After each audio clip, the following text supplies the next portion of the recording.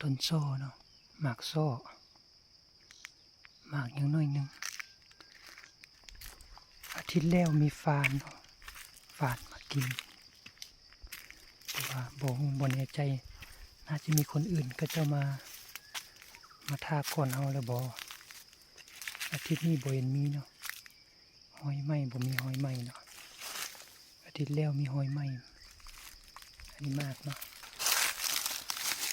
หมากโซ่หมากไหมเนาะหมากไหมยังไม่ได้แต่ว่าอาทิตย์นี้บ่เห็นเคลียร์แล้วเนาะบ่เห็นตะฟานเคลียร์อาทิตย์แล้วนี่ยังเคลียร์ไม่ไหมเนาะตะฟานหมากไหมยังน้อยหนึ่งมื้อนี้เราจะบ่ท่าอยู่นี่เนาะเราจะไปท่าอยู่อีกต้นหนึ่งเพราะว่าอยู่นี่บ่เห็นมีไหมดอกมันบ่มา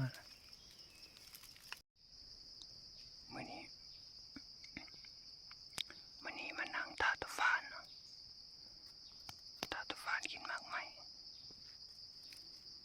กินหมากต้นอันนี้นี่เนาะต้นอยู่สูงเนาะตะฟานมันกินหมากไหมนะเราจะมาท่ากันว่าคืนนี้กับมื้ออื่นเช้ามันจะมาบ่เห็นน้อยไม่มีหลายเนาะ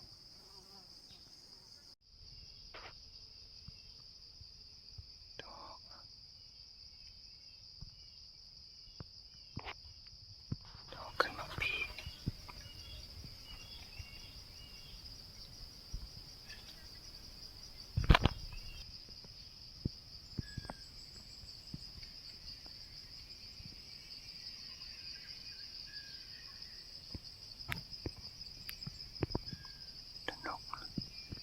นกใหญ่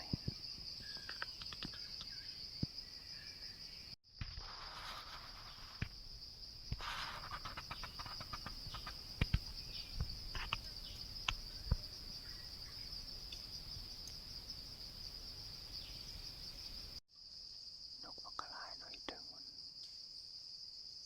กินหมากไหมเดิงแต่นกอีเดิงมันเป็นนกเป่าเนาะเมื่อกี้ฮอกแล้วได้ยินเสียงฮอกแล้วกินหมากไหมเดิงกันเนาะหลายตัวเนาะบินตันมีหลายตัวเนาะกินหมากไหมตัวฮอกก็ขึ้นไปเดิงกันเนาะฮอกก็เดิงข้างนอกไปกินหมากไหม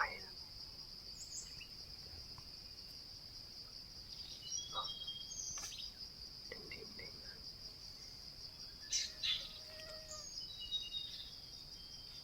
กินอิ่มแล้วลงมาแล้วเนาะ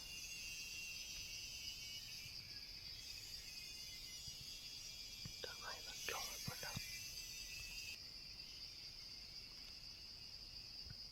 จับไปเปล่าไหมโดดลงไปแล้ว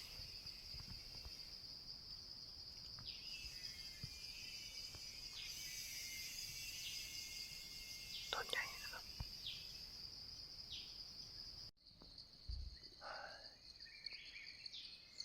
มื้อนี้ตะฟานบ่มาเนาะกินมากอันนี้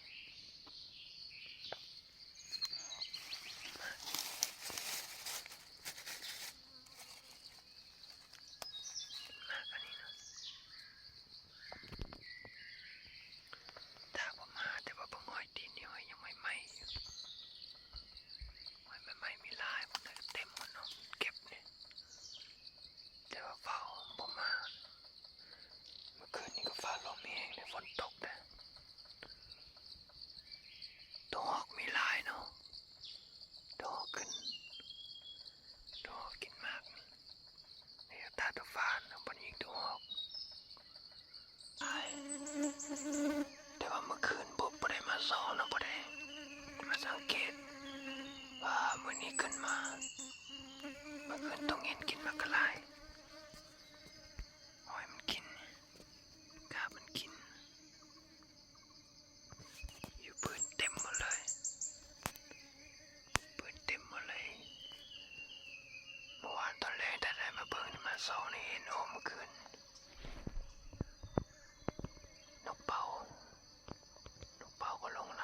เช้าเดี๋ยวนี้ขึ้นมานี่บินหมดแล้วต้นหมากไม้เนาะเมื่อวานมาฮอนนี่นกเป้าไปหลายตัวสิบปลายตัวนี่บินเดี๋ยวนี้11 โมงแล้วเนาะกลับมาฮอนนี่11 โมงแล้ว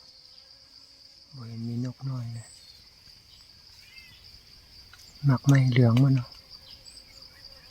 ตอนเช้านี่คือสิมีหลายอยู่ตอนเช้าบ่สูงเนาะต่ำๆนะนกมาแล้วนกเป้ามาแล้ว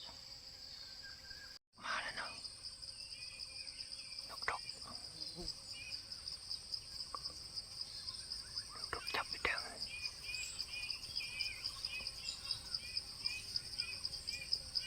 มีลมหน่อยหนึงนกดกหมากไม้เนาะนกกินหมากไม้เดี๋ยวว่ามื้อนี้มาฮอดนี่สวยโพดแล้วก็นกคือสิไปหมดแล้วเนาะเมื่อวานมาฮอดนี่นกเป้ามีหลายอยู่10 ปลายตัวบินมันนี่มาเล่นมาแต่ตัวเดียวเนาะ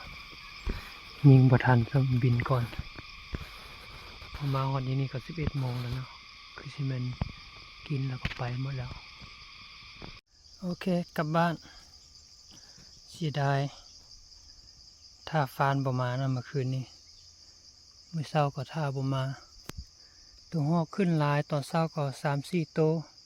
ตอนแรงมันก็มีหลายขึ้นแต่ว่าอยากท่าฟานบ่ยิงเนาะสุดท้ายฟานก็บ่มาฮอกก็บ่ได้ซ้ำนี้เนาะกลับเงินละได้นก3 ตัวนี่ถ้ายิงตัวฮอกนี่ได้อย่างน้อยก็3 ตัวนี่ได้อยู่แล้วมาโมสิมันขึ้นกินหมากไม้นางเฝ้าอยู่ต้นมากแล้วแต่บ่ยิงเนาะตอนเช้านี่ตอนมื้อวานตอนแรงก็บ่ยิงได้3 ตัวนี่เนาะกลับละพบกันใหม่มื้ออื่นหรือมื้อฮือ